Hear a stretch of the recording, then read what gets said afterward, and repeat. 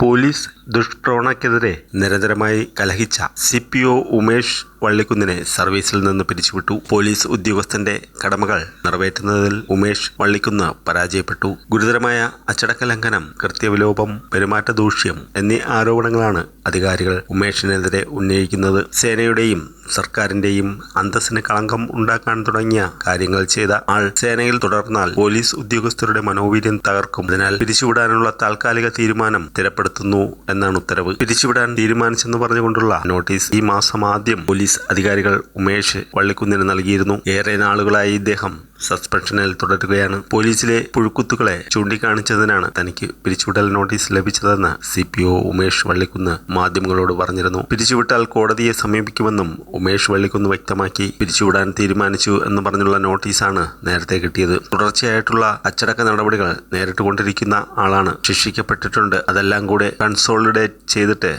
താങ്കൾ പോലീസിൽ തുടരാൻ യോഗ്യതയില്ലെന്ന് പറഞ്ഞുകൊണ്ടുള്ള നോട്ടീസാണ് നേരത്തെ തന്നിട്ടുള്ളതെന്ന് ഉമേഷ് പറഞ്ഞു. ഈ നടപടികൾ മുഴുവൻ വന്നത് പോലീസിലെ പ്രശ്നങ്ങൾ പറഞ്ഞതിന്റെയും പോലീസിനെ ബാധിച്ച പുഴുക്കുത്തുകളെ ചൂണ്ടിക്കാട്ടിയതിന്റെയും പേരിലാണ്. അത് സ്വാഭാവികമായിട്ടും പോസിറ്റീവായിട്ട് എടുക്കേണ്ടതാണ്. സർക്കാരിനെതിരെ ആണെന്നും പോലീസിനെതിരെ ആണെന്നും വ്യാഖ്യാനിച്ചിട്ടാണ് ഈ നടപടികൾ ഉണ്ടായതെന്നും ഉമേഷ് മുൻപ് പറഞ്ഞിരുന്നു. മറുപടി നൽകുമെന്നും അനുകൂല തീരുമാനമുണ്ടായില്ലെങ്കിൽ ട്രൈബ്യൂണലിനെ സമീപിക്കുമെന്നും അദ്ദേഹം അന്നേ വ്യക്തമാക്കിയിരുന്നു. പിരിച്ചുവിട്ട സാഹചര്യത്തിൽ ട്രിബ്യൂണലിനെ സമീപിക്കുമെന്ന് ഉമേഷ് വള്ളിക്കുന്ന് പറഞ്ഞു. പോലീസിനെ ബാധിച്ച പുഴുക്കുത്തുകളെ ചൂണ്ടിക്കാട്ടിയതിന് ഒരാളെ പോലീസ് സേനയിൽ നിന്ന് തന്നെ പിരിച്ചുവിട്ടിരിക്കുന്നു.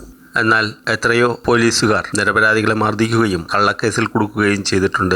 കൈക്കൂലി വാങ്ങിയും സേനയ്ക്കും ഗവൺമെന്റിനും നാണക്കേട് വരുത്തിയിട്ടുണ്ട്. ഇവർക്കെതിരെയൊന്നും ഒരു നടപടിയും ഇതുവരെയും സ്വീകരിച്ചിട്ടില്ല എന്നുള്ളതാണ് മറ്റൊരു പ്രത്യേകത. ഇതിനെതിരെ സമൂഹ മാധ്യമത്തിൽ പ്രതിഷേധങ്ങൾ ഉയരുന്നു.